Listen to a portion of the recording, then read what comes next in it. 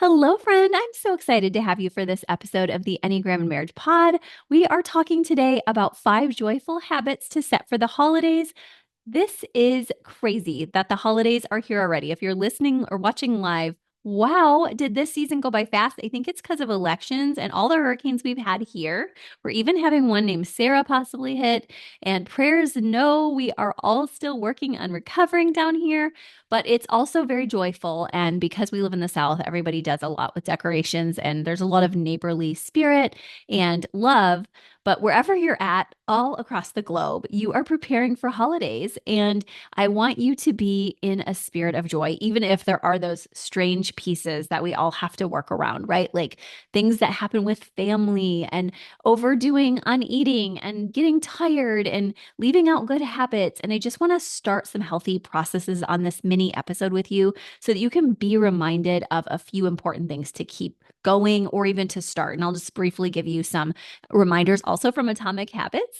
I just want to remind that one of the great ways that you can really keep your joy going through the holidays would be to get that dopamine from your fitness routine. Melody did a college presentation on that. If you watched our Instagram, I shared that just this past week, and she was sharing it with us multiple times. So we were hearing the fresh research she had, and I was just so encouraged to hear how much fitness really helped people to feel better, even 15 or 20 minutes a day. I know even that 7-minute workout app, I know sometimes I can trick myself even for 5 minutes to get started. It is so helpful, so healing, so revitalizing, so joy giving to get into some form of fitness, and you're worth it. So, like I said, after I go through these, we're going to talk about just some habits to set briefly to remind you of how to do it. And you can pick the fitness one or one of these other habits I'm going into, but any one of these is going to help you to have a more joy-filled holiday. The second one that I'm thinking about for all of us is with the area of food. We love our treats. In fact, my kids and I were looking at Trader Joe's for the Christmas haul today and just allowing ourselves to look at what we would want to bring home for the holiday season. But I've also done a cap on how many treats that I want to have a day because I know that I could just go out of hand. Oh, cookie between a session, brownie, Melody and Hannah are always baking. Even Jack does some. And so it's so important for me that I started to say, you know what, this is the cap on number of treats I'm going to have during the holidays. And then I already have my post holiday plan that my fellow therapist on my team, Glenda, and I are talking about. And we're going to do that together. I just have several speaking engagements in January, and I want to be extra fresh for that.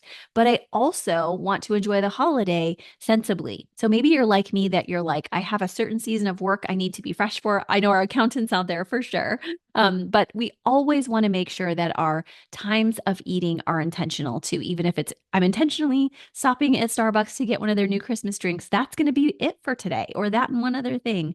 Or some of you are even able to say, this is my weekly treat. So whatever your numbers are, allow yourself to notice that when you have fewer carbs and you allow yourself to be less sugar intensified with the sugar addictions and rises we know that we all struggle with, or most of us, that you just feel so much better. And that has just been such a gift to me when I do practice that with intention.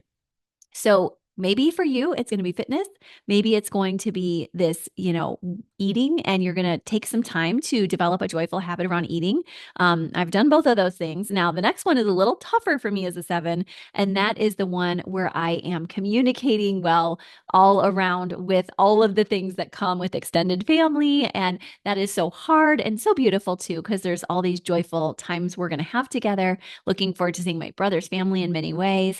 And also, Wes will have lots of family here. And so it's really meaningful to have the good communication so that you can help yourselves to know what is the low hanging fruit with these people that maybe even right now, I should say, might be extra polarized from you with different even beliefs or opinions. All these different elections, people all over the world have opinions about them.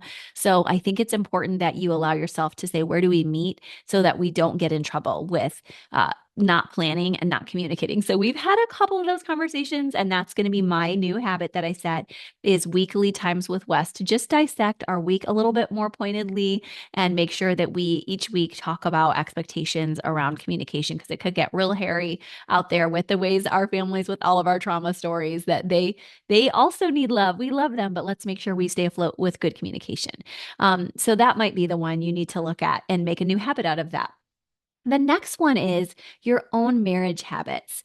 And I'll include family within that. But I think it's important that you know because the holidays get so busy, people are like, I'm falling asleep downstairs. I'm going to be busy. I'm gone every night. I'm going to my work dinner, all the things that take us apart from each other. Sometimes we have to even divide and conquer with all the different kids' activities happening. So I think it's important that you allow yourself to really communicate not just about the extraneous family and all the stresses of the holiday, but also just the day to day habits of life of being a couple. Like, are we going to still get our date night? Are we still going to be intimate sexually? Are we still going to make sure that we have fun together, just cuddling and watching our favorite Christmas movies?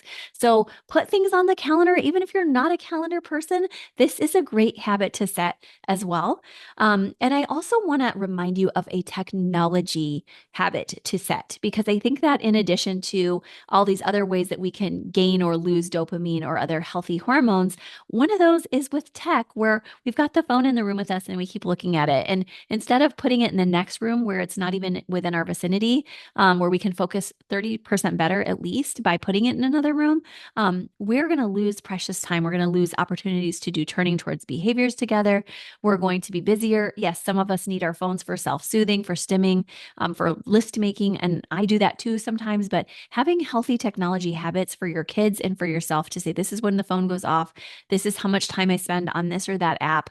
This is how much time I don't spend on the phone at all. This is when I take a break and put my phone to bed, as you've heard Jordan Rayner say on our habit podcast about phones. I think it's important that you start noticing, okay, this is where we're at with tech use, and this is the goal. So I've given you these goals, and I hope that one of them or a goal of your own will be the one or ones you pursue. And just as a quick reminder, how you can do that even easier is by practicing the Atomic Habits by James Clear. And those habits are make it obvious, make it attractive, make it easy, and make it satisfying. So when you're trying to go for that 1 or 2% better, it doesn't have to be this complex system where you just take all 5 things I said and you're like, here's our tech plan, here's our workout plan, here's our eating plan.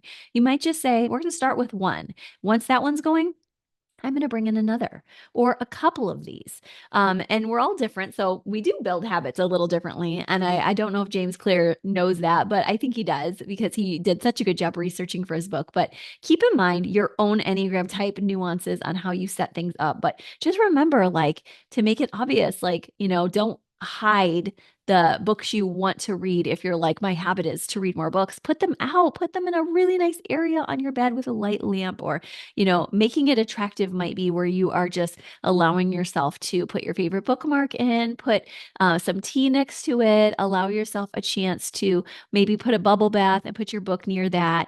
Allow yourself to make it easy that you're going to get into a book that you've explored and it's a fun one and it's a quick win. It's low hanging fruit, kind of like I wanted to read, I wanted to get into a book, but I gave myself a little pre-reading time so that I could just get the intro and get myself right in, or I got an easier book than usual so I could relax a bit this holiday in the midst of it all. And then lastly, make it satisfying where you have done some homework and research to know what works. If your food thing was your goal, you might say, I found some really tasty, healthier foods. Or if fitness was your goal, you found a great place to do fitness that's attractive. If it was actually the book, it could be that you found it satisfying because you knew you would. You had asked from everybody that what their favorite books were. And so you're like, I know I always like what she recommends, etc. Or you got really good Amazon reviews. So allow yourself to not sabotage and just pick one of these goals. I'll give you a moment to do that now and allow yourself some space to truly plan well. Just picture yourself doing this with intention. And I know it's going to be a better holiday, so much more joy filled when you do this. Okay, I'll talk to you soon. Bye bye.